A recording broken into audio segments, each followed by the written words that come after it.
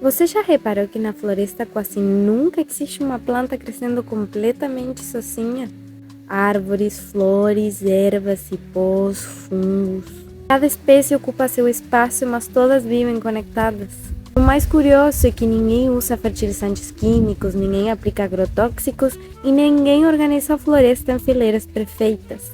E mesmo assim, tudo cresce abundante, verde e cheio de vida. E enquanto é isso, na nossa horta, muitas vezes basta plantar uma única espécie para começarem os problemas. Aparecem pragas, o solo seca mais rápido e as plantas parecem não se desenvolver como esperamos. Mas por que isso acontece?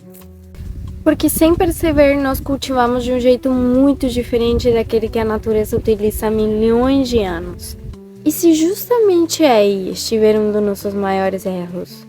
Hoje eu quero te mostrar um dos princípios mais inteligentes da natureza. Um princípio capaz de aumentar a produtividade da sua horta, proteger o solo, reduzir naturalmente as pragas e criar um ambiente muito mais equilibrado. Esse princípio se chama consorciação de culturas.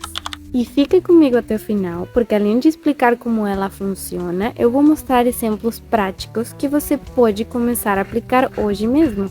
Quando plantamos apenas uma espécie, todas as plantas passam a disputar exatamente o mesmo recurso.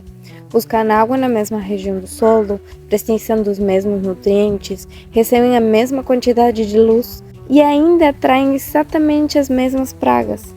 É como colocar centenas de pessoas tentando usar o mesmo banheiro ao mesmo tempo. Tudo vira competição. E na natureza quase nunca acontece assim. Ela distribui funções, existem plantas altas, plantas baixas, raízes profundas, raízes superficiais, espécies que cobrem o solo, outras que atraem polinizadores, algumas enriquecem a terra, outras ajudam a proteger as vizinhas. Cada uma ocupa um nicho diferente. E justamente por isso conseguem crescer juntas. Consorciar culturas significa plantar espécies diferentes próximas uma das outras, para que elas cooperem em vez de competir. Na natureza praticamente não existe monocultivo. As plantas vivem em comunidades, cada espécie desempenha uma função diferente dentro do ecossistema. Quando levamos essa lógica para a horta, organizamos plantas que utilizam recursos diferentes ou que oferecem benefícios umas às outras. Em vez de esgotar o solo, criamos um sistema vivo, onde uma planta fortalece a outra. Um dos exemplos mais antigos é conhecido como as três irmãs: milho, feijão e abóbora.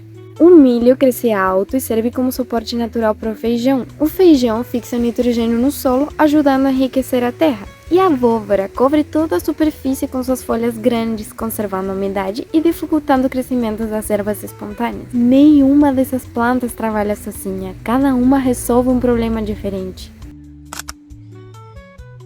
A primeira grande vantagem é que você aproveita muito melhor o solo.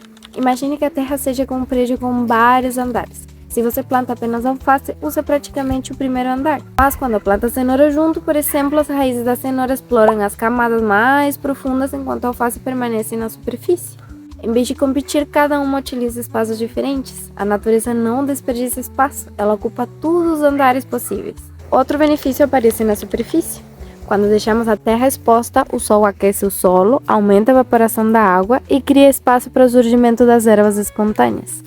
Mas quando utilizamos plantas rasteiras como a abóbora, a batata doce ou a capucina, elas funcionam como uma cobertura viva, protegem o solo do sol intenso e mantêm a umidade por mais tempo, e dificultam naturalmente o crescimento das ervas espontâneas. Além disso, criam um ambiente muito mais saudável para os micro-organismos que vivem na terra. Existe outro benefício que muita gente esquece. Na natureza, a vida atrai vida. Você cultiva flores e ervas aromáticas junto dos vegetais, como alecrim, manjericão, calêndula, cria um ambiente muito mais diverso. A diversidade atrai abelhas, borboletas, joaninhas ou outros insetos benéficos. Quanto maior a biodiversidade, maior o equilíbrio da horta. Isso leva ao último benefício: as pragas encontram muita mais dificuldade para se espalhar. Numa plantação de uma única espécie, o inseto encontra praticamente um banquete.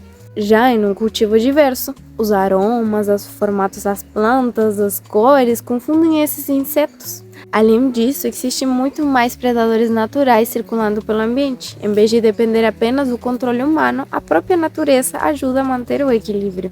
Mas ao final, como saber quais plantas podem crescer juntas? O segredo não é decorar combinações, é entender como cada planta ocupa um espaço diferente e como ela pode beneficiar as outras. Por exemplo, tomate, manjericão e alface. O tomate cresce por cima, a alface aproveita a sombra leve do tomateiro para manter as suas folhas mais frescas. E o manjericão atrai polinizadores, e seu aroma pode dificultar a localização do tomate por outros insetos. Outro exemplo é a cenoura e a alface. Enquanto uma explora as camadas mais profundas do solo, a outra ocupa a superfície. Elas praticamente não competem entre si. Você também pode plantar flores, como a capucina ou a calêndula, entre os canteiros e aumentar a biodiversidade e atrair insectos benéficos. Percebe que não existe uma combinação mágica? O importante é aprender a função que cada planta desempenha. Existem centenas de combinações possíveis. Por isso, eu preparei um PDF gratuito com diversos exemplos de consórcios para servir de inspiração na sua horta. E o link está na descrição. Quanto mais eu observo a natureza, mais percebo que ela nunca tenta resolver tudo através da competição. Ela cria relações, ela aumenta a diversidade, ela distribui funções e justamente por isso encontra equilíbrio. Aos poucos estou tentando aplicar esses princípios na minha horta e ainda tenho muito por aprender. Se você gosta desse jeito de olhar para o mundo, esse é exatamente o propósito de Terra Presente. Toda semana eu compartilho aquilo que eu estou descobrindo com a prática, construindo uma vida mais simples e aprendendo diretamente com a natureza. Se esse tipo de conteúdo faz sentido para você, seja bem-vindo ao canal.